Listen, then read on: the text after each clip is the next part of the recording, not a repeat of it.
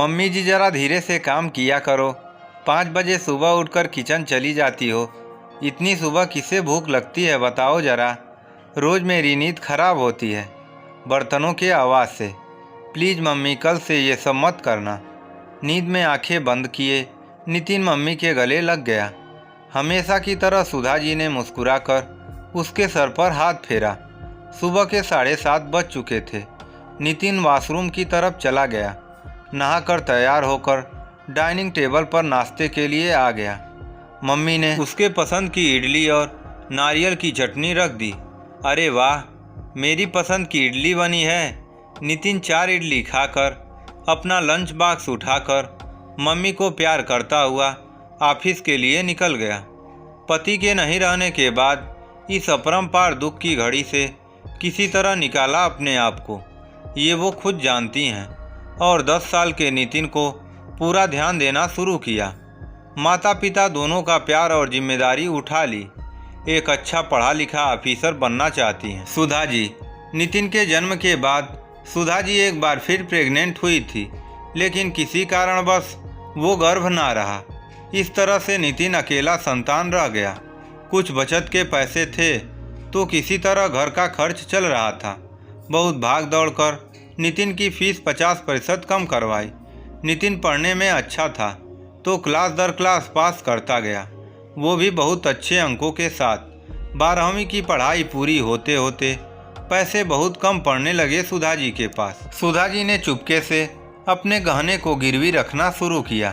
गहने थे भी कितने, गिनती के 2-4, सारे खत्म होते चले गए।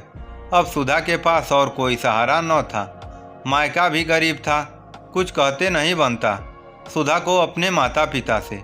सुधा की सास बहुत दुखी रहती थी अपने बेटे के असमय जाने से। उनके 2 बेटे और 1 बेटी हैं। बेटी अपने ससुराल में है। सुधा अपने बेटे के साथ सास के पास गई। पार्वती जी बहू का ये रूप देखकर बहुत रोने लगी। उनका कलेजा फटा जा रहा था। उन्होंने अपने पोते को सीने से लगा लिया।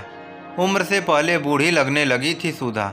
बाल आधे पके आधे काले, बेजान सी उलझी हुई थी सूनी माँ। ललाट से बिंदी गायब, खाली कलाइयाँ, सब अपनी बेजुबानी रोना रो रहे थे।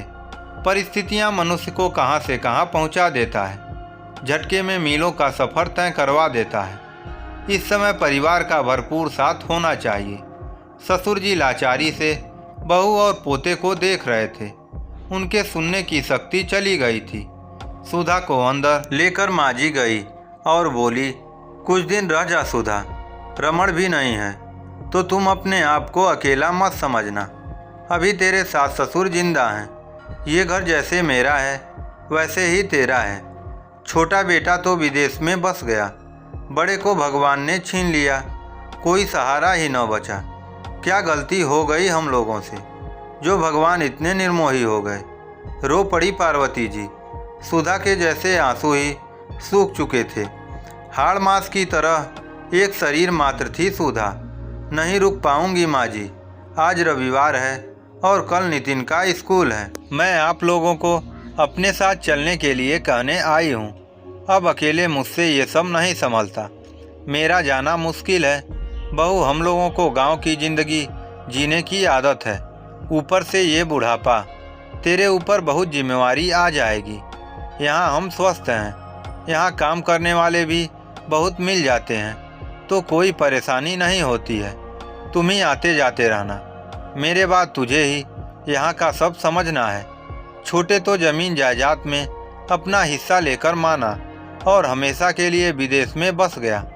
पार्वती जी ने थोड़ी सी बढ़िया, थोड़े अचार, घर के बने घी सब बांधकर सुधा को दे दिए। एक छोटा एयर बैग भी दिया। ये क्या है माँ जी? बैग की तरफ इशारा किया सुधा ने। तेरे लिए 1-2 सूट बनाई थी और नितिन के लिए कुछ कपड़े, चॉकलेट बिस्किट हैं, रख लेना संभाल कर। इतने में बस आ गई। सुधा बेटे के साथ बस में सवार हो गई। ससुर जी और सास के चरण स्पर्श कर अनमने मन से बैग को अपने सीट पर रख पुराने विचारों में खो गई। नितिन बस चलते ही सो गया। रमन ने 2 कमरे का मकान बनवाया था शहर में, इसलिए सुधा को छत की चिंता नहीं थी। सुधा तो आई थी नितिन की आगे की पढ़ाई के खर्च के बारे में बात करने, लेकिन यहाँ तो कुछ चर्चा ही नहीं कर पाई। 2 घंटे के सफ़र के बाद माँ बेटे वापस शहर पहुँच गए। अभी घर का ताला खोल ही रही थी सुधा। नितिन बोला, मम्मी बहुत जोरों की भूख लगी है, हाथ मुंह धो ले और बैग में रखा बिस्किट खा जो तेरी दादी ने दिए हैं, फिर मैं कुछ बनाती हूँ। बैग खोलकर नितिन बिस्किट निकाला ही था कि एक पोटली गिर पड़ी। मम्मी देखिए कुछ गिर गया। अब क्या हुआ नितिन? झुंझला कर सुधा आई। जमीन पर पड़े पोटली को उठाया, खोला, देखा पोटली तो रुपए से भरी है और कुछ कागजात भी हैं। उसे बड़ा आश्चर्य हुआ, इतने रुपए। उसने माँ जी को फ़ोन लगाया। माँ जी, आपने बैग में कुछ दिया था क्या? एक पोटली है, वो भी रुपयों से भरी, कुछ कागज़ भी हैं उसमें। नितिन के जन्म होने के साथ ही मैंने उसके लिए खाता खोला था। वही पैसे सर्टिफिकेट के रूप में हैं जो उसके पढ़ाई में काम आएंगे। और वो हाईवे वाली ज़मीन को सरकार ने रोड चौड़ीकरण के लिए ले लिया तो उसके अच्छे खासे दाम मिल गए।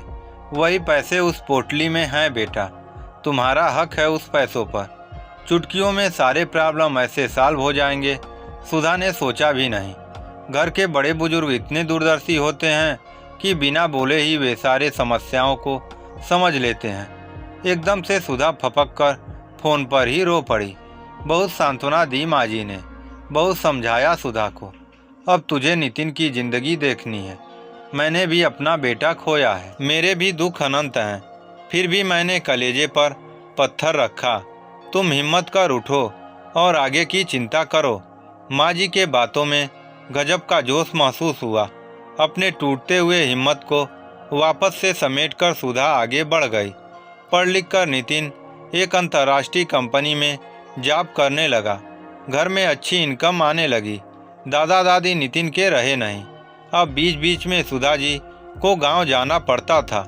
इस बार वहां के मकान की मरम्मत करवानी थी। नितिन के शादी के लिए अच्छी लड़की की तलाश जारी है। सुधा जी को, अगर आपके नज़र में कोई अच्छी लड़की हो तो प्लीज़ सुधा जी को बताइएगा ज़रूर। इस कहानी से हमें यह शिक्षा मिलती है कि कभी कभी परिस्थितियां बहुत ख़राब हो जाती हैं, लेकिन माता पिता के रहने से वह परिस्थितियां बहुत सुलभ लगती हैं। तब माता पिता का मोल पता चलता है। आपको ये कहानी कैसी लगी कमेंट बॉक्स में ज़रूर कमेंट करें।